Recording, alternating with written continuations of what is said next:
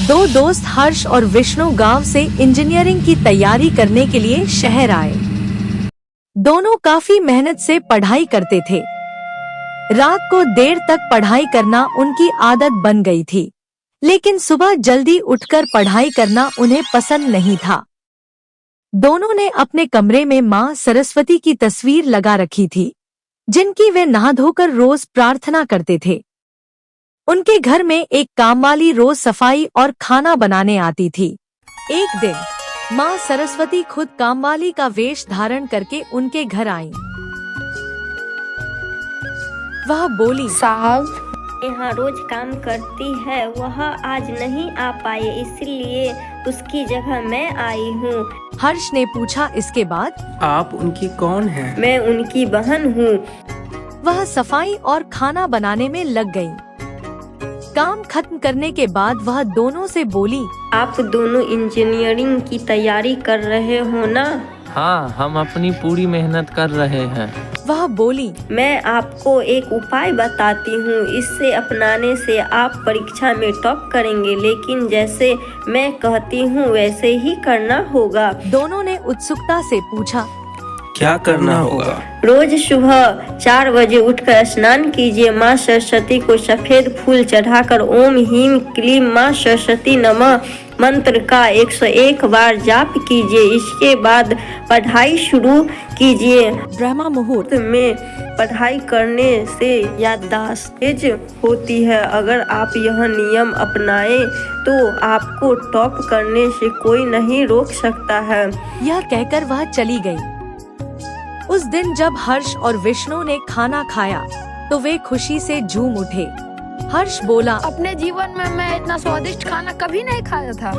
अगले दिन जब उनकी पुरानी कामवाली वापस आई तो विष्णु ने पूछा, कल आपकी बहन आई थी, उसने इतना स्वादिष्ट खाना बनाया, वैसे आप क्यों नहीं आई? कामवाली हैरान होकर बोली, मेरी तो कोई बहन नहीं है। कल आपके घर कौन आया था यह मुझे नहीं पता है। यह सुनकर दोनों दोस्त चौंक गए। हर्ष और विष्णु ने अगले ही दिन से सुबह 4 बजे उठकर मां सरस्वती की पूजा करनी शुरू कर दी। लेकिन कुछ ही दिनों बाद हर्ष ने आलस्य करना शुरू कर दिया। विष्णु ने उसे बहुत समझाया, लेकिन वह बोला, थोड़ी देर और सोता हूँ, फिर उठ जाऊंगा। दूसरी ओर विष्णु ने पूजा जारी रखी और पूरी लगन से पढ़ाई। परिणाम परीक्षा का दिन आया। दोनों ने अपनी परीक्षा दी। विष्णु को पूरा भरोसा था कि उसने अच्छा लिखा है, लेकिन हर्ष को लग रहा था कि वह उतना अच्छा नहीं कर पाया। जब रिजल्ट आया तो विष्णु पूरे राज्य में टॉप कर गया, जबकि हर्ष फेल हो गया। हर्ष दुखी होकर बोला, यार तू सही कहता था, मुझे तेरी बात माननी चाहिए थी। आलस ने मेरा सब कुछ बर्बाद कर दिया। उस रात विष्णु के सपने में मां सरस्वती आईं। तुम चिंता मत करो, हर्ष को सही रास्ते पर लाने की कोशिश करो। जैसे तुमने पूजा की वैसे ही उसे भी प्रेरित करो। मैं उसके साथ भी रहूंगी। ब्रह्म मुहूर्त में पढ़ाई करने से उसकी मेहनत रंग लाएगी। सुबह उठते ही विष्णु ने हर्ष को यह बात बताई और कहा। हर्ष ने अपनी गलती मानी और आलस छोड़कर मां सरस्वती की पूजा शुरू की।